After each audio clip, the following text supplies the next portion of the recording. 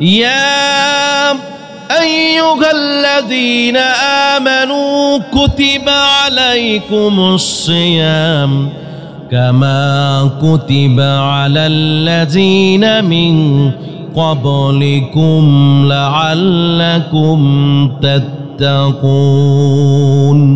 হে ঈমানদাররা, রোজা রাখো তোমাদের পূর্বপুরুষদের মতো, তাইলে তোমাদেরকে আমি আল্লাহ রব্বুল আলামিন আল্লাহওয়ালা এবং খোদা ভীরু মুত্তাকি বান্দা হিসেবে কবুল করে নেব।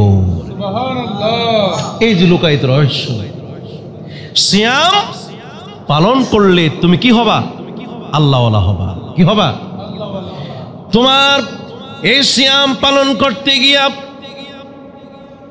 এমন কিছু বিধিবিধান তোমাকে দেওয়া হয়েছে, ওই বিধান মোতাবেক যদি সিয়াম সাধন করা হয় তাইলে দেখবেন একজন গুনাহগার চক্ষুওয়ালা মানুষের চোখটা আল্লাহওয়ালার চক্ষুতে পরিণত হয়ে যাবে। সুবহানাল্লাহ। কারণ শুধুমাত্র খাওয়া দাওয়া, পানি পান না করা ইত্যাদির নাম শুধুমাত্র সিয়াম নয়। আসসিয়ামু হুয়াল ইমসাকু আনিল আকলি ওয়াশ-শুরবি ওয়াল জিমাই মিনাস সুবহি ইলা গুরুবিশ শামসি মা'আন নিয়াতি। সিয়াম হলো সুবহে সাদিক থেকে নিয়ত করে মাগরিব পর্যন্ত, সূর্য অস্ত যাওয়া পর্যন্ত খাওয়া দাওয়া, পান করা, অশ্লীলতা থেকে, স্ত্রী সহবাস থেকে, স্ত্রী সুলভ আচরণ থেকে, অশ্লীল কাজ থেকে বাঁচার নাম হলো সিয়াম বা রোজা। আপনাকে দেখেছে কি খারাপ লাগে নাকি? সিয়াম হলো শুধুমাত্র খাওয়া দাওয়া পান না করার নাম নয়। যত খারাপিয়ত কাজ আছে, যত ধরনের মানুষের মধ্যে লুকায়িত থাকা ফাশবিকতার দমন করার নাম হলো সিয়াম। সুবহানাল্লাহ।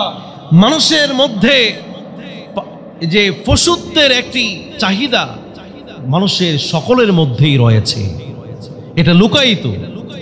এটা যদি প্রকাশ করি তাহলে প্রকাশ হয়, আর যদি প্রকাশ না করি তাহলে প্রকাশ। আপনাকে বিশ্বাস করেন তো? এই লুকায়িত ফাশবিকতাকে দমন করার জন্যই সিয়াম দিয়েছে। তাহলে ফাশবিকতাটা কি? আমার মনে চায় এই চক্ষু দিয়া বেগানা মহিলাদেরকে দিয়ে একটু মজা নেওয়া,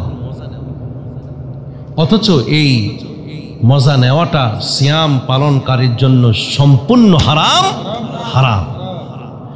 এই চক্ষুটাকে যদি গোটা একটি মাস যদি ব্যবহার করা হয় আল্লাহর কাজে, গুনাহমুক্ত যদি রাখা হয়, তাহলে মহান আল্লাহ রব্বুল আলামিন এই চক্ষুটাকে পরিবর্তন করে আল্লাহওয়ালার চক্ষু বানায়া দিবে।